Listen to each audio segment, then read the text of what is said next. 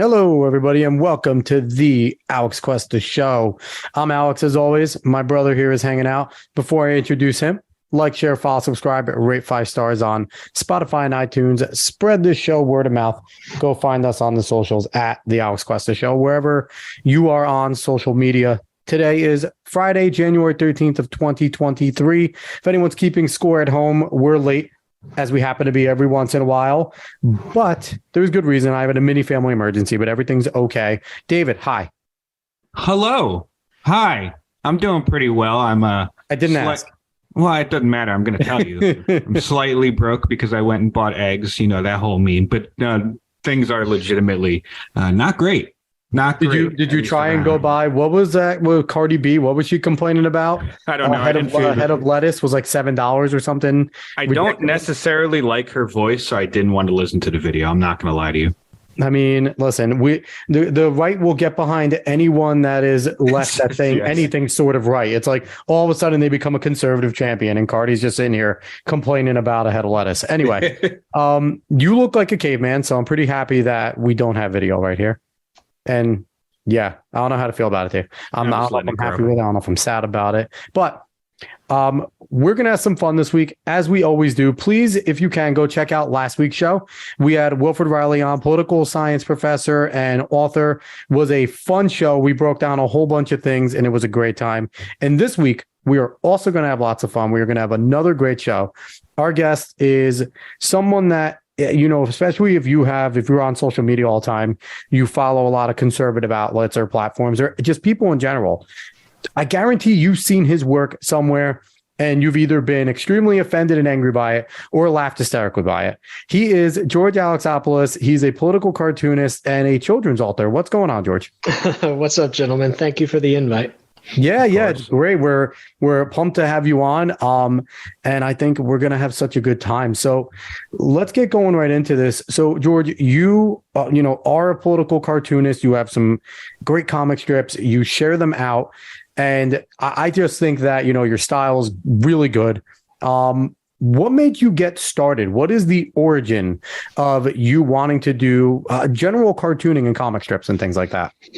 Oh, I don't know. I mean, throughout school, even elementary school, my friends and I just drew comics all the time, picture books. We tried to make each other laugh. And one by one, we started pursuing other things that actually, would have led to careers. And I never stopped. So by the time high school rolled around and I had to pick college, art school, whatever, I decided to keep doing art.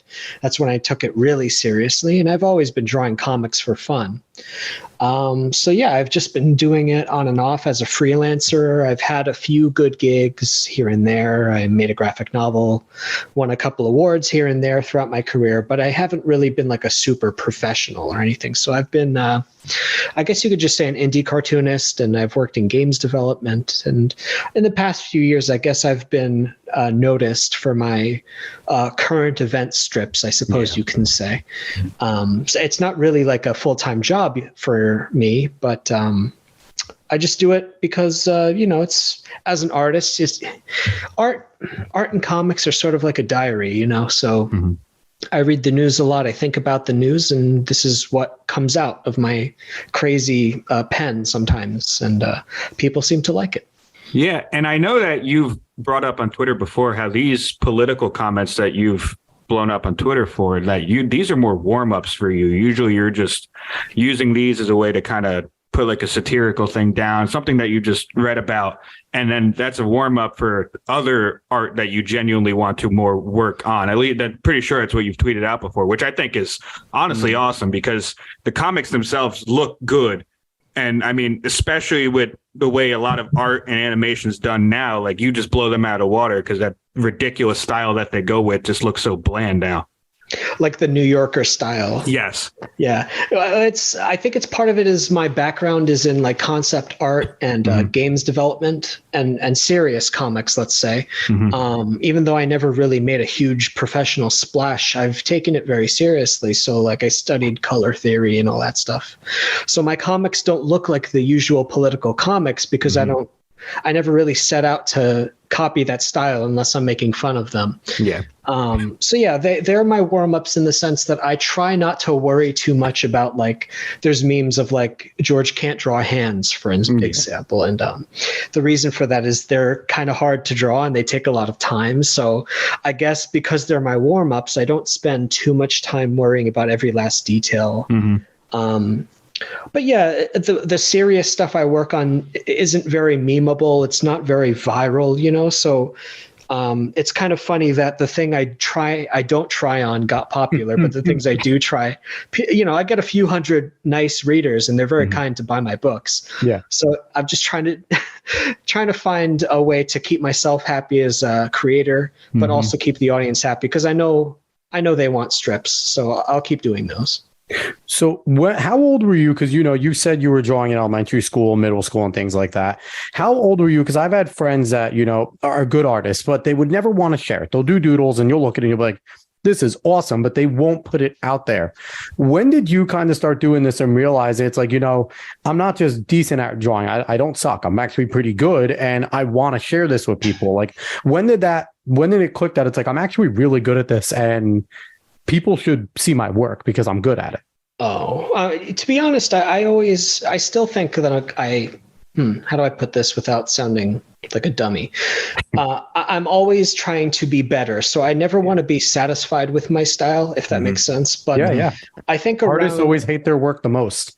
Yeah, I don't want to use the word hate, but like when I don't meet my own expectations, I'm always embarrassed. And, you know, my wife has to hear about me saying like, oh, I hate my art, I want to quit. And she's like, shut up, George. So like, I'm not going to quit. But yeah, like around high school, I would make these really long, like I used to read manga a lot. And anime. We are big manga fans and anime fans here. Oh, great. Huge. Yeah. We've had shows dedicated to it. Good. So I'm sure we all speak the same language. Like, we all speak weeb and otaku. Okay, good. So like Dragon Ball was huge. I used to read all kinds of manga. I would go to the city and to New York City, they would have these trade paperbacks before graphic novels were a big thing. So I'd buy like Blade of the Immortal and all these like pulp, but I think it was a thing of Viz. I can't remember. Anyway, Vagabond and stuff like that. So I got really into manga. I wasn't very good in high school, but I kept making my own manga thinking, oh, I want to do this because it's fun. It's my way of... I loved anime so much, I want to make my own. So, but then, you know, college rolled around those years and I said, okay, maybe I can do 1 year of art school. I want to go to art school. I couldn't afford it, unfortunately, but I kept practicing. I kept wanting to do it because there was nothing else I was really good at or passionate about.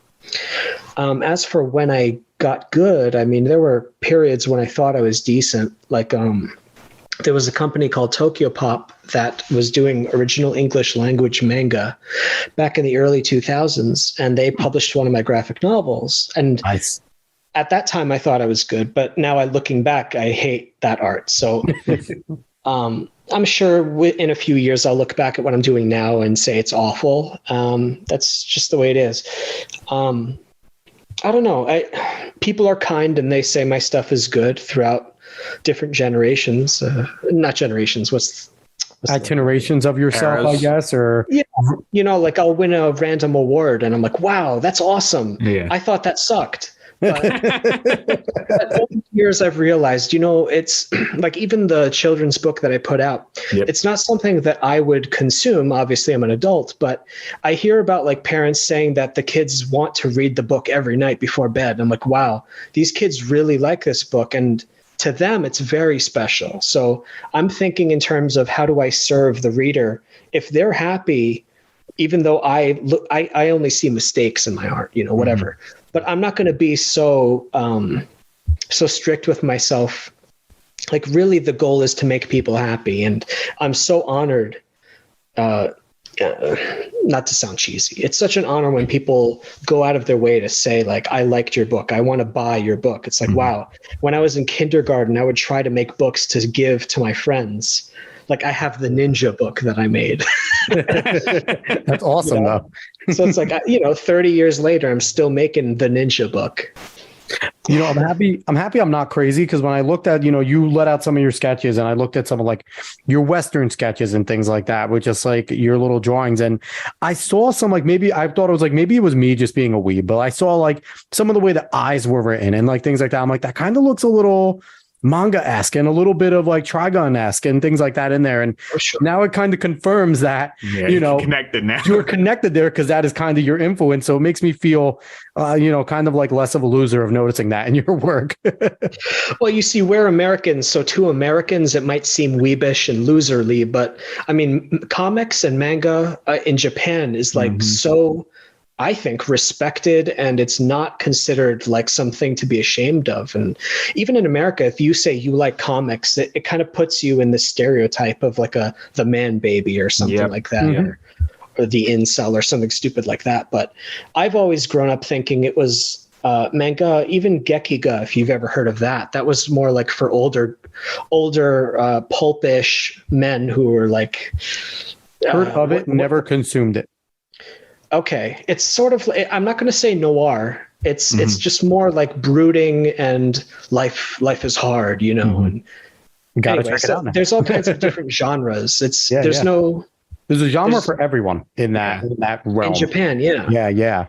So I've never, I grew up reading manga. I did not read American comics.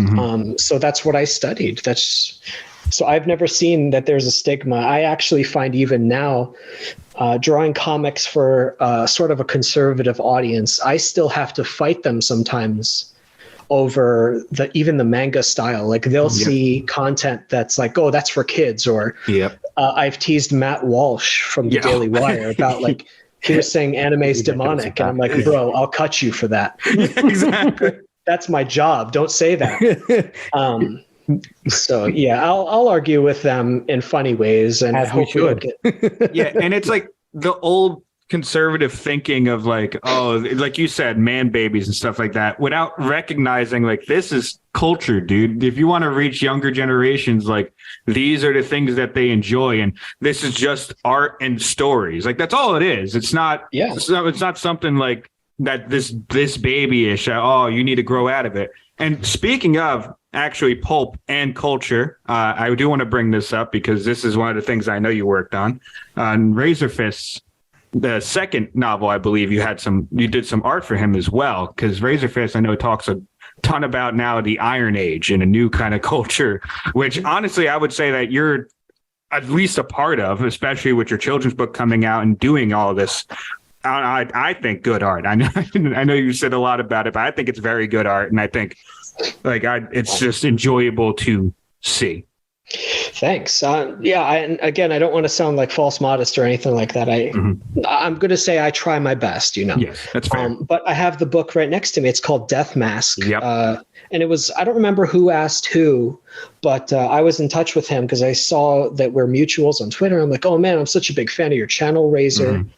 And one of us asked the other, I can't remember. I said like, hey, let's work together sometime. And so I got to illustrate a few like, I'm not even going to dare to call myself like Frank Frazetta or anything, but like I was thinking about Frank Frazetta as he would, the way he would illustrate black and white fantasy art, sort of like the Conan books and stuff. Yeah. So black and white ink illustrations, and that was a cool collaboration. I hope we get to work together again. He's a hard guy to get a hold of, and I don't want to bother him, but I sometimes poke like, hey, let's make a graphic novel or something.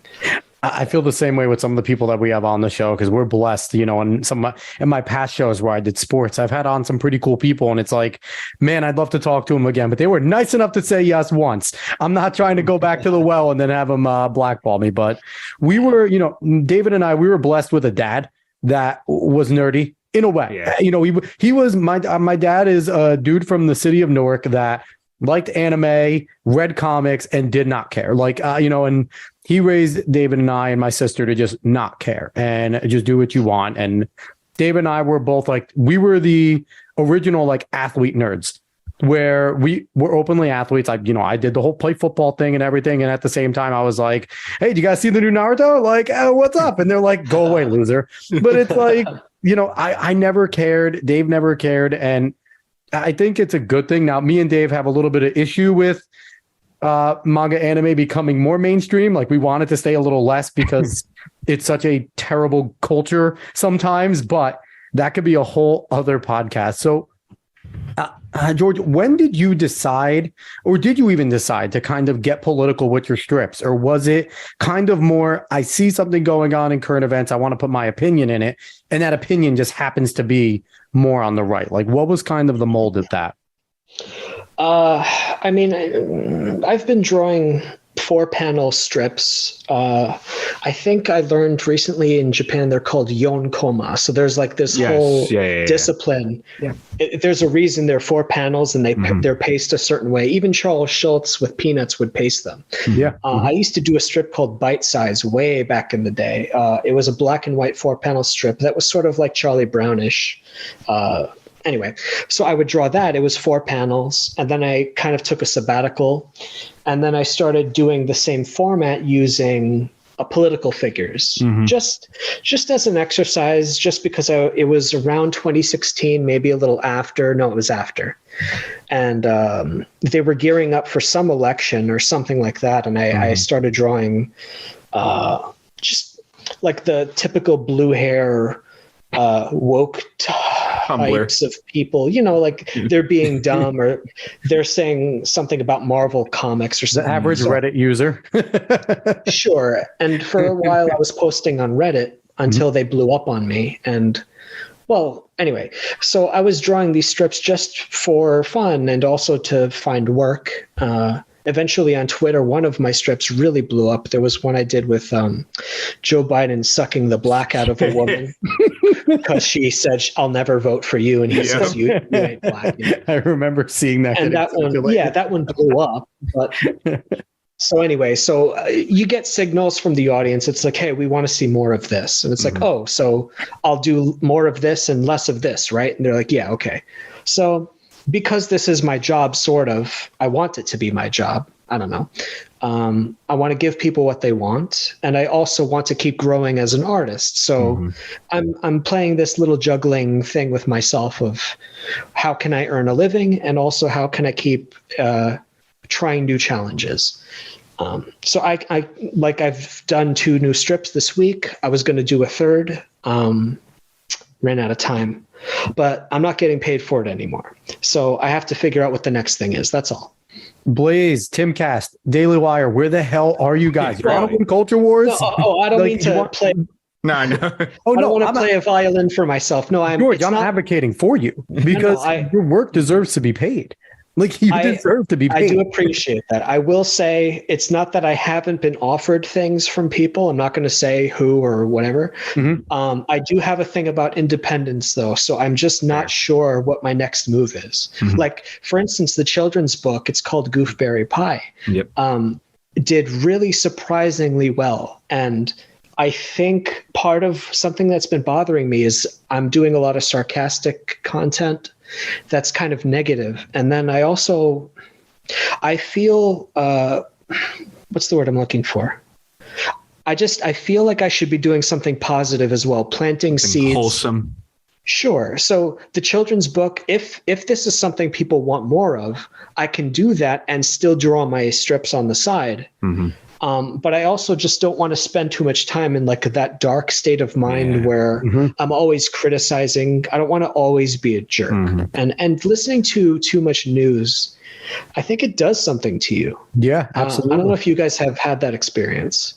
Yeah, there was a little while where the first itineration of this show was me doing something called The Median, and I was trying to do something different.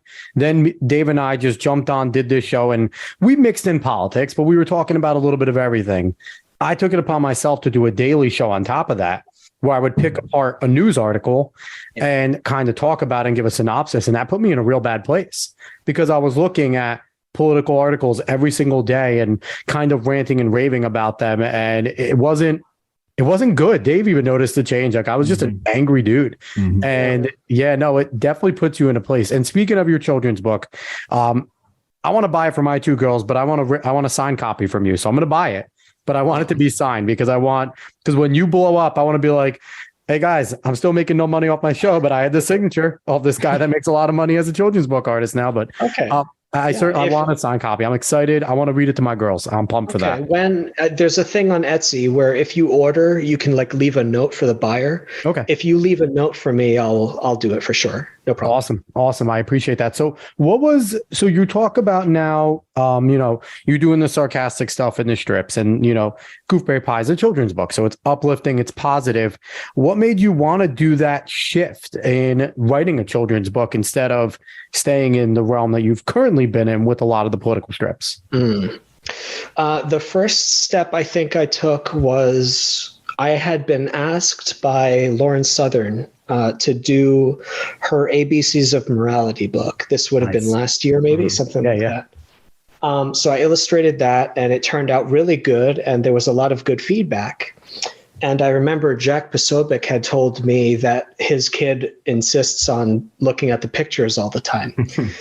This would have been last year. And I said, wow, the kids like the illustrations. Yes. Okay, so maybe I should make my own children's book, I told myself. So over time, I was chewing on this idea. And I remember specifically there was a couple of instances of some lame children's books that were coming out in quite I don't remember what the sequence was, like Anti-Racist Baby and some other junk, basically. Listen, they're teaching our kids to be nicer people, more inclusive and equitable and beautiful and accepting. Well, I'm not going to say those books shouldn't exist, but I thought I would like to make something that is like I grew up reading Roald Dahl and I'm looking at my shelf here, Winnie the Pooh and all that Corduroy and things like that. Sure. And I was hearing about Paddington and stuff. There's all kinds of like really good classic books. And I said, all right, you get your cute animal books, and I want to make something timeless that even my critics can't point at and say there's something wrong there, just something sweet and timeless. So over time, I thought I'm going to make a story about a cute little mouse, and he's going on an adventure. And I wrote different iterations of it and started drawing different versions. And over time, it morphed into what it is now, which is, I've been told it's good in the sense of, I don't want to say it's like classic family values. The idea is that like he has parents who love him, and he wants to make them happy, and he wants to go on adventures, and he meets friends, and he learns important lessons. And it almost sounds boring by today's standards, but it's almost edgy in that there is no angle. Like even conservatives, opposite of Disney, he has two parents. Well, it's almost like counterculture at this point to just be normal like that, like you said. Yeah. And what we call normal now, I mean, they would even take offense to us calling that normal. Yeah. And you wrote a nuclear family, which is something that we're seeing actively trying to be dismantled. Yeah. There's so much to say about that. But the intent was that I really just wanted to make something sweet. Even though, like, I'm sure all the parents buying the book, or most of them, know that I have made like rated R stuff, but obviously that's for adults. But I wanted something for our audience, guys and gals our age who have kids now. Here's something sweet for you. And if you want more, here's this guy. Don't Google his name when you're older. But it turns out like Roald Dahl also wrote like horror stories, and he was crazy. But that's fine. So I wanted to make a book. It was an experiment, and I think the experiment went well. So we're going to make another one this spring. Awesome. Good. And we'll see how the series goes. Yeah, I'm looking forward to getting it. And if anyone listening right now, if you want to go, Instagram is a great place to find him, even though you've been censoring yourself lately to not get kicked off of Instagram, and go on Twitter. But GPrime85 on Instagram, you can go. You'll see the cover from Goofberry Pie, some pictures of what's in there if you're a parent looking to get it. And if you just want to see, George's awesome work, go on there, and also go find him on Twitter as well, because good follow. You have a lot of good comments on there. And speaking of comments, you're obviously someone, you're on the right by your content. It's easy to see that. How do you feel right now with conservatives and the battle with the culture war going on? Because you kind of mentioned poking fun at Matt Walsh over like his comments with anime and manga. And Dave and I have discussed that. I mean, you want to win the black vote, make a shonen. Because how many people in inner city look up to like Naruto and things like that because of like the struggle that they go through, and they see themselves in them in a lot of ways. And I mean, like, how do you feel conservatives are doing right now in the culture war? I know like the meme war is a thing, and there's a lot of conservatives trying. I give Tim Pool credit. He's doing a lot in trying to get involved in yourself with things that you do. But how do you feel conservatives are doing there, and what can they do more to try and beat the left, who has been kicking our ass for the last like 30 years? Well, for one, I think the conservatives have been reacting to the moves of the left. And the left by nature is good at innovating and discovering and exploring, whereas conservatives take what is already in the sandbox and try to secure it, as opposed to bringing sand from other sandboxes in, if that makes sense. Yeah. So guys like us love anime, video games, Japanese culture. We just grew up with it. So to us, it's normal. And when I hear guys like Walsh, you see, I'm not big enough to talk to someone like him. But if I did, and we weren't at each other's throats, I'd have to try to convince him, listen to me, man, all of your kids and the generation, like the teenagers now, the 20-somethings even, they grew up on this stuff. And if you don't understand what the themes are of these stories, if you don't know what Shonen Jump is, you cannot speak to that generation. You don't speak the same language. Exactly. There's such a culture gap. You seem like it's like baby boomers trying to talk to blue hairs. You just can't talk to each other. So here I am in the middle. I grew up center. I was a 90s kid. So I was watching MTV, Adult Swim, Toonami, all that stuff. Yeah. Oh, yeah. So if I say I'm right, like I'm probably center right, but I also grew up as an artist. So I had lefty friends, artsy fartsy friends, but I also grew up in church. So I have church friends. Yeah. So I'm just in the middle swimming, and I know all these cool people. And anyway, as far as the culture war goes, like the right wants to try to speak, if they want to try to speak to younger people, you have to understand, like, you might be able to talk to the kids who are sick of wokeness maybe, and the preppy kids. But if you want to talk to the average kid who wants, like you said, some guys who want to read Dragon Ball. There was an amazing comic strip from Stone Toss, actually, about, what was it? The Little Mermaid, and how some people were saying, oh, the reason they made her the way they did, I don't want to get quoted out of it. So that we can reach non-white audiences. And then he juxtaposed that with an illustration of a bunch of black teenagers loving Goku. Exactly. Yep. I think I remember that strip. And I was so jealous of him because that was such a darn good strip. But and also, like, I grew up loving Jackie Chan, and the joke for me was, how could I have liked him? I'm white. I'm Greek. Yeah. But anyway, so the point for me was, like, you have to understand that culture, whatever is cool to younger people, you have to make something cool, not something wholesome and assume the kids are going to come to it because it's wholesome. I'm not going to act like I'm the key holder to like culture or something, but why aren't they hiring people like me?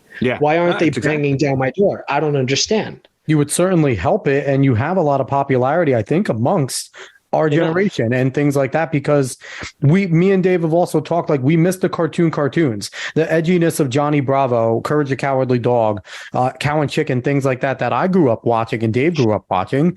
And it was because it was edgy. Ren and Stimpy was popular because it felt like something we weren't supposed to be watching, and we probably shouldn't have been.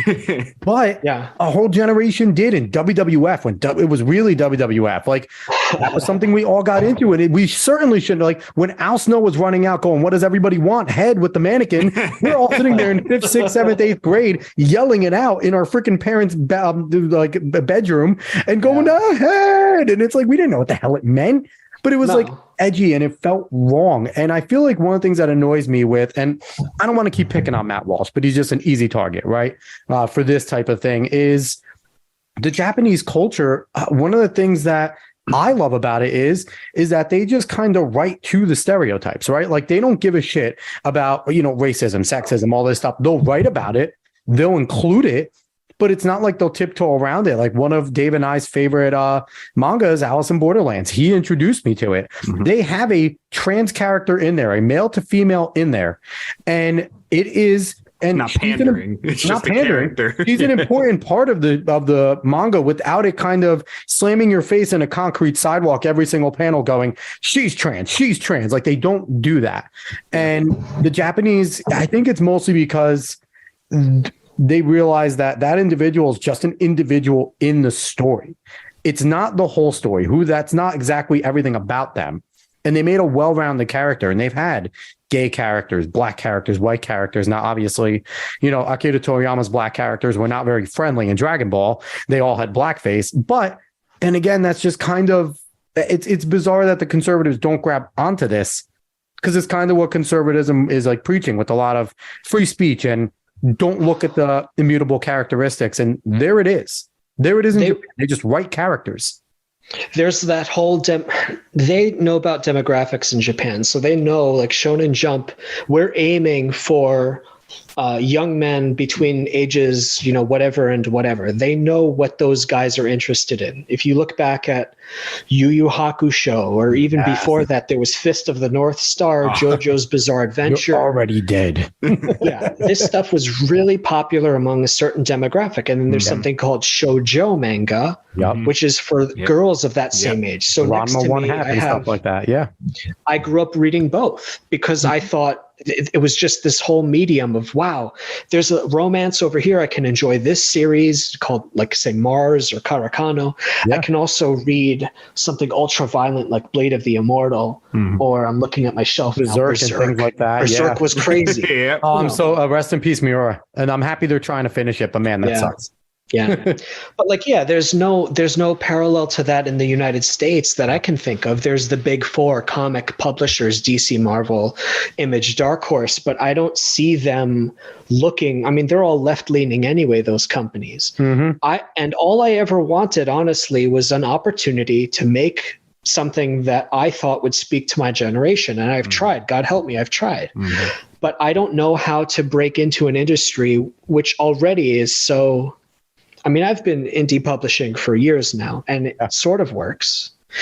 But I don't know how to reach like a massive audience of tens of thousands, maybe more, and reach them in bookstores and stuff. I don't know what these publishers are doing, or if any of them are even conservative friendly. I don't know. Yeah. I've been literally printing books in my own office and assembling them myself. That's tough. But I will be outsourcing that now. I'm taking that step. But the point being, like, I would love to work with a publisher someday that will do that stuff for me, so that we can reach big audiences. And all I want is an equal playing field. I'm not saying the left shouldn't be able to make their books. I just want an equal shot, and I want other artists like myself, writers, to get their shot too. And if the right really wants to not just complain all the time, and I will kick them in the nuts on this, and absolutely they can get mad at me. But I think if their goal is just to complain and not fix things, then they're doing a great job. But I don't know how you're supposed to fix the problem without making culture. And and sometimes, they'll make, I'm not going to pick on any particular company anymore, but you can make a movie or a TV show here and there, but you're looking for a golden goose. And you can't find a golden goose, like, say, Dragon Ball, without taking a shot at 10 or dozens of different series to find that one golden goose.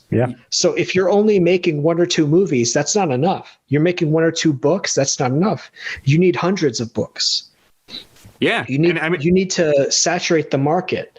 Yeah, certainly. Yeah, and you're talking, and we brought up manga and stuff like that, but that's part of a lot of what happens with manga. There's tons of manga out there, but because so many mangakas are trying to make it, it becomes a competition of what's the best that's going to come out on top.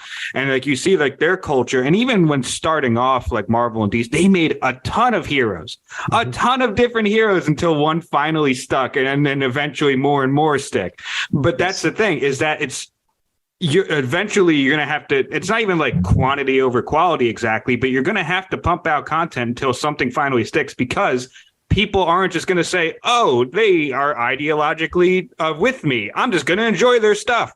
That's not exactly how it works most of the time. It's just, if you like it, then you like it. Yeah. Sometimes there's a runaway success, like Chainsaw Man. I tried reading it. It's not for me. I love it. All right. I know about it. But what's interesting to me is, if you showed me Chainsaw Man, I never would have thought it was good. But for some reason, or even Demon Slayer before that, there's just some series that take off, and I don't know why. But unless you take risks on these properties, you have to be willing to pump a few million somewhere. Someone's going to have the money to have these IPs and try to develop them. I don't know if it's hard, but yeah, conservatives ultimately are going to have to start, like, we're not risk taking by nature. I say we, but you have to get into the arts. You have to be willing to take risks. Yeah, that's all. Yeah. And I feel like that's kind of always been like a big stereotype of the arts, is that it's not risk adverse at all. It's actually extremely risky. Like this whole stereotype of the starving artist is because the person's making something that they enjoy, and it's a huge risk that what they enjoy to make will actually be able to be loved by everyone that they want it to be loved by. It's a huge risk to just put that out there and say, do you guys enjoy this? But it's something that has to be done in order to truly make something good. Yeah. I mean, not to play my violin here, be sad for myself, but like, I'm not doing great as far as, like, I can't sell a million books. I have a lot of followers on Twitter and Instagram, but that doesn't necessarily convert to money. Yep. I think a lot of people online especially are used to reading stuff for free, and I can't blame them, because I used to do the same thing with scanlations. Yep. And I go to the bookstores, and I don't always buy books. I just read them in the store because I can't afford them. Yeah. It's possible that some artists just have to have other jobs on the side, but that means you're going to have, overall, you're going to have less. What's the word I'm looking for? It's like you miss every shot you don't take. So if conservatives don't take 100 shots because we can't afford to pay our artists, then of course you're going to use the culture war, because you're not even fighting in the culture war.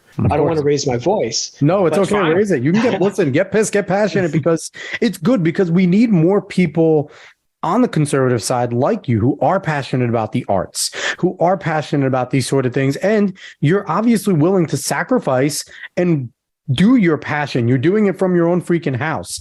You're making your own things. You're constantly drawing and working your ass off. Like, we need more people like you who aren't just blowing out hot air, who are actively trying to do it. And I feel like, I love that you still have the passion. I know you say that you're not doing well, but you're obviously saying you're not going to quit. You're going to keep drawing. It's what you love doing. And I think we need more people like you on the side of the conservatives. And it's good to hear that, as much as it sucks that you're not doing as well as you want to, but you're still passionate about it. And we need more people that are doing things like you. It's huge. But no, I'm going to say with an asterisk, and I'm not doing good yet, but I think part of the risk, it's kind of like playing the lottery, this dumb business of mine. I may make no money, and then suddenly make insane amounts of money. Yep. So I think at some point, if I keep rolling the dice, not to put it like it's not all luck, but if I keep trying, I think I will hit some kind of jackpot at some point. But I think the more you roll the dice, the higher the chances of you hitting it.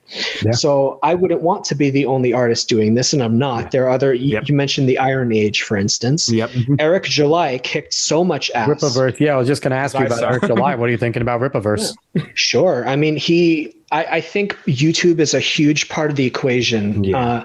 YouTubers tend to do better on their Indiegogo campaigns, I've noticed. Mm-hmm. And I don't have enough of a presence on YouTube because I'm not really like an in front of the camera type of person, let's say. Mm-hmm. But that's something for me to work on. But I think the more people are trying this, it's like, oh, you can actually make $3 million. Not out of nowhere, because Eric's been around for a long time. Eric's a prominent figure, absolutely. Sure. And before him, there have been others. Like I'm friendly with guys like Doug TeNapel and Earthworm Jim, creator, and all that stuff. Love it. Earthworm Jim's amazing. Sure. And they've made millions or near millions. And so the indie market's doing great right now. So that's going to be interesting compared to, let's say, the last exciting movement was Image Comics, I'm going to say, in the 90s. Before the big bust and whatever comics history. We can get into that another time. Yep. But now there's this big movement of indie creators owning their own stuff. But now I noticed another problem with Iron Age / even before that, there was other groups. Yeah. We have a problem with fulfillment speed.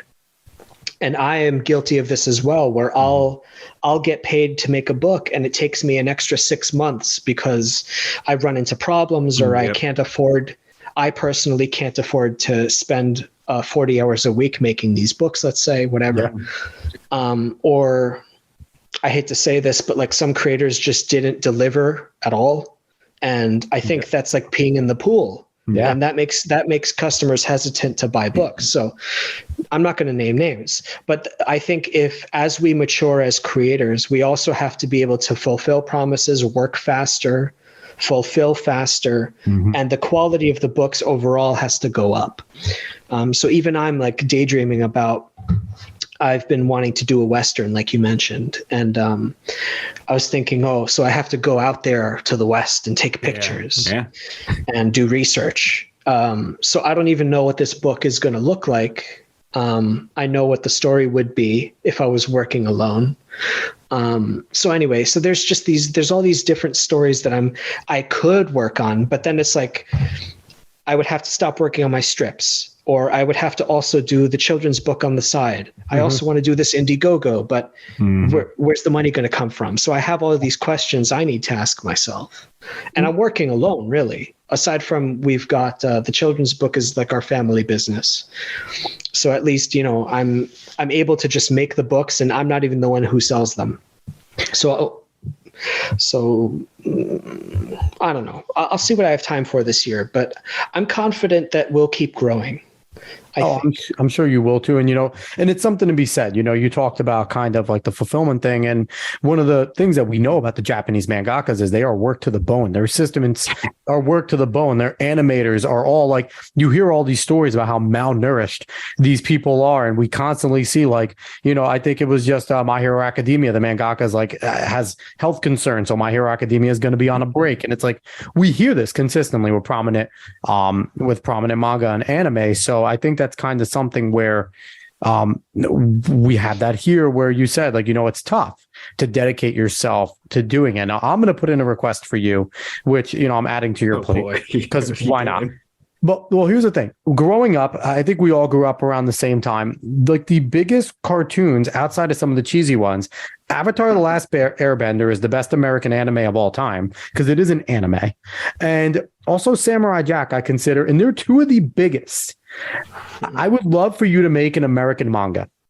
Just make a pure American manga and just because I feel like there is a market for it here. We're so saturated with the typical DC comic strips where different authors recreate the whole entire character again, where as opposed with the manga, I feel like the beauty of it is you're following one character the whole time. When the story's done, the story's done.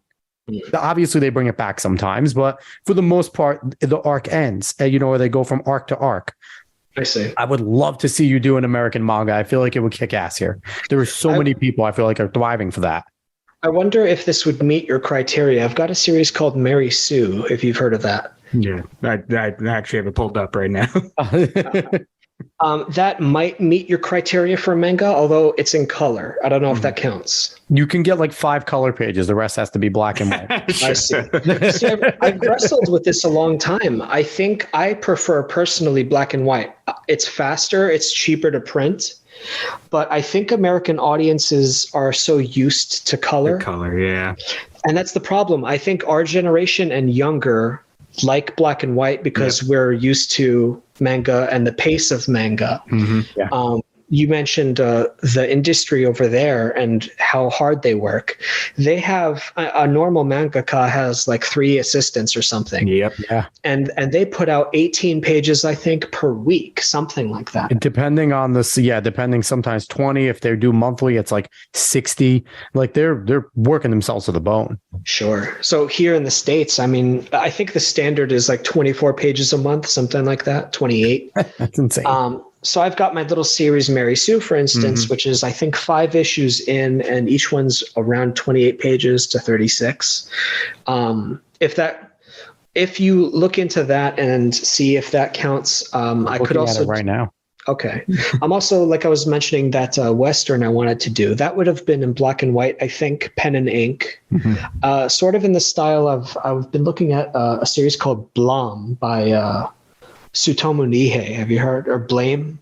I don't think I've heard of it. I don't know. I got to look into it more. Well, I will in any read case, it there's just, I love the pen and ink look, and I think it would fit a Western very nicely. I feel like you shouldn't shy away from the pen and ink looks. I feel like the generation you're looking to is into manga right now. You know, and my day job, actually, it's funny. So my day job is I'm a driving instructor. So I'm with people of all ages, all generations, and you would be surprised how many of the high schoolers that I take on drives are big manga anime fans.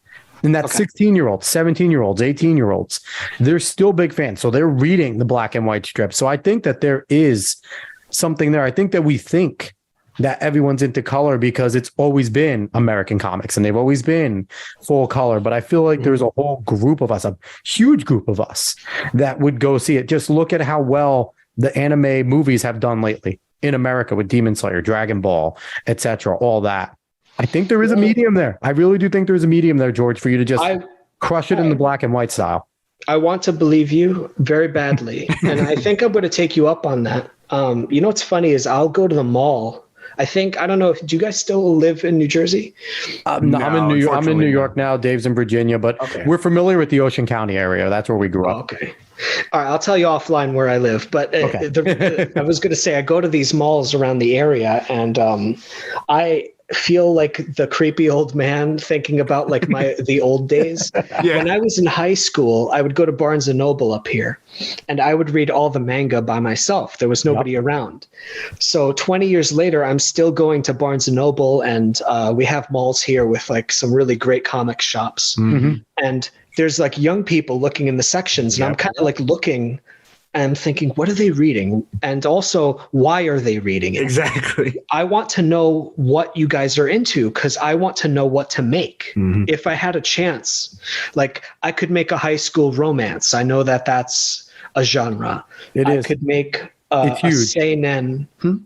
The shonen, like seinen crossover, I feel like is like big because there's kind of like with Jujutsu Kaisen and things like that. Like it has that shonen but serious aspect. Yeah, older, like 20-something-ish, violent. Yeah, not the 14-year-old that is, thrust in and gets magical powers and beats the shit out of 50-year-olds. Like not that one anymore. No, I'm thinking of something. If I make something, it would be like a rated R, as in 17 and up, something like that. Yeah.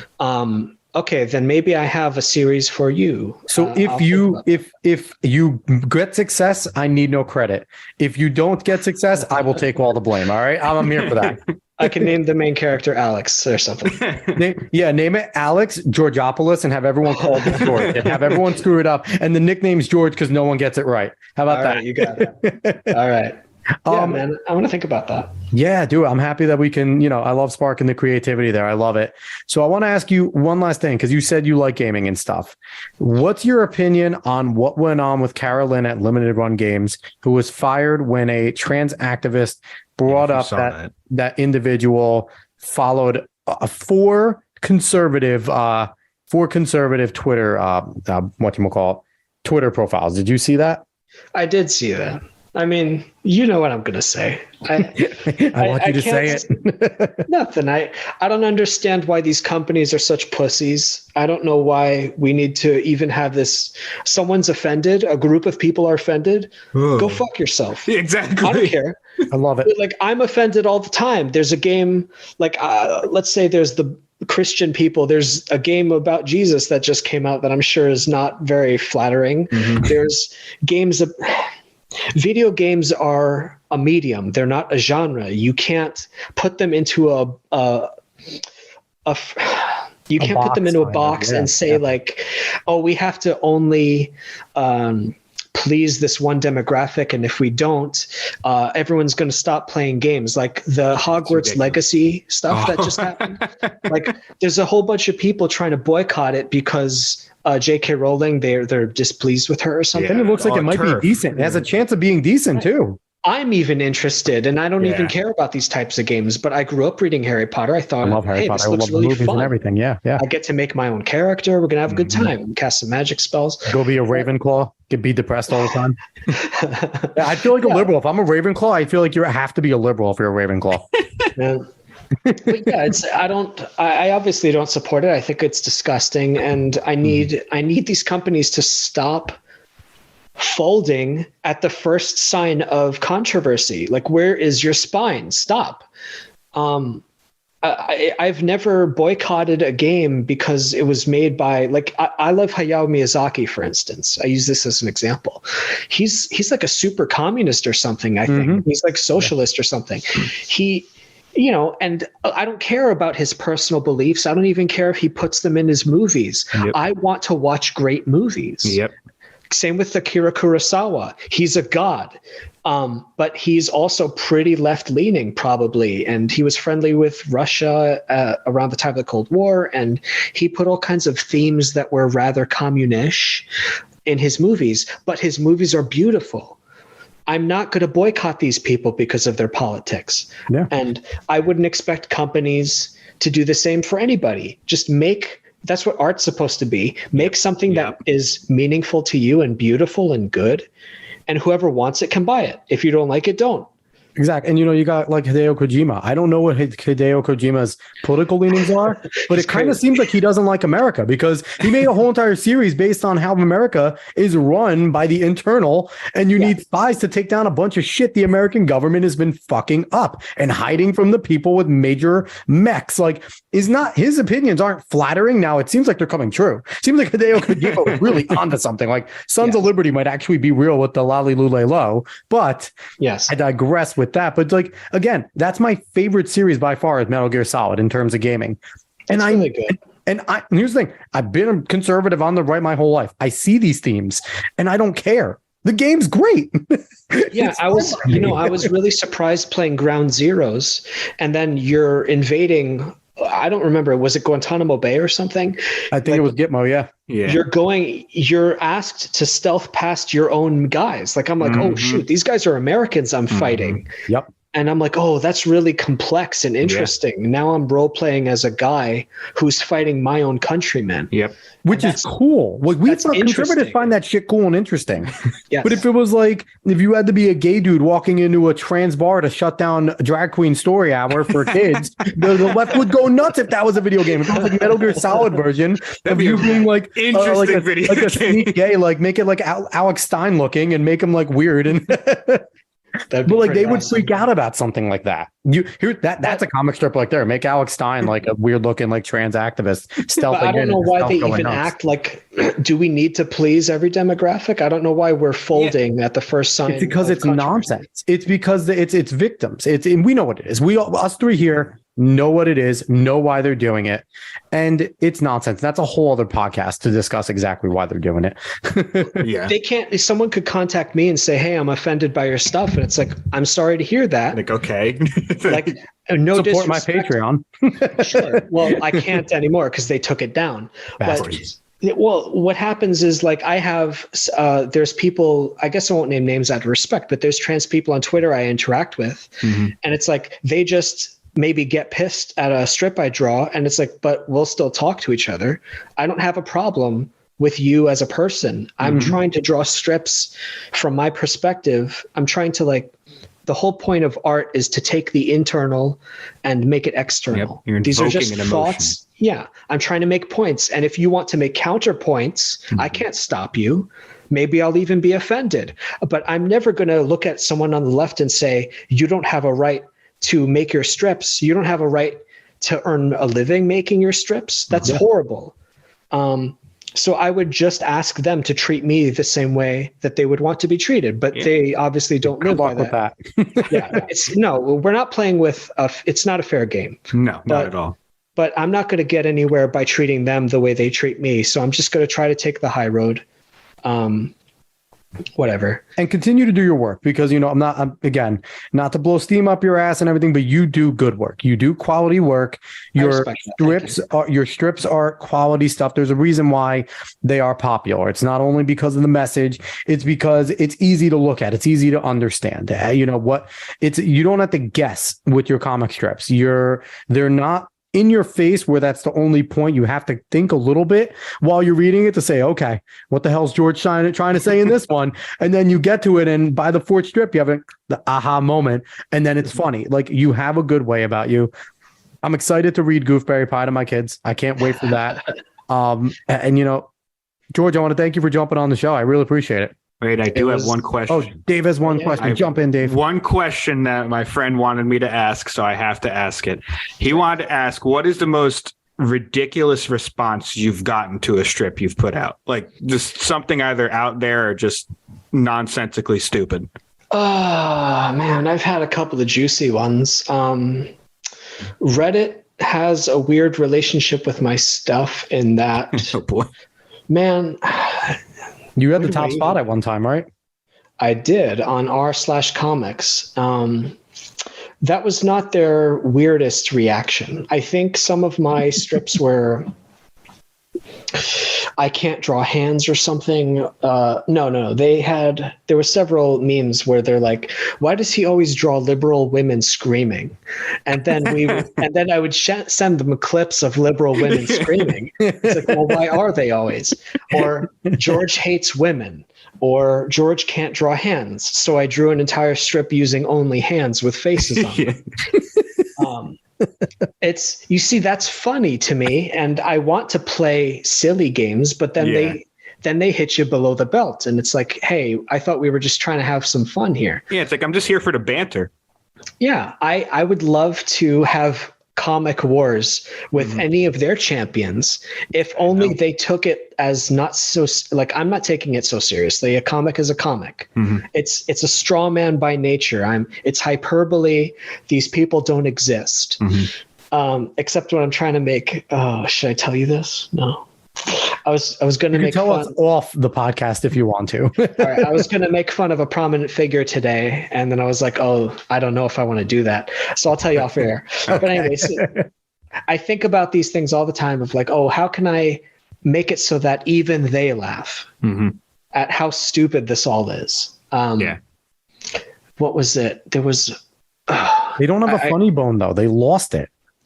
Well, by nature, they're going to lose the fight then. So I'm just waiting. Love it. I think there was one with Instagram tried to pull one of my strips because it depicted self-harm, they said.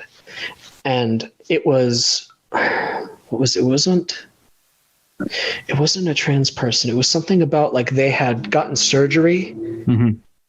Oh, no, I can't remember why.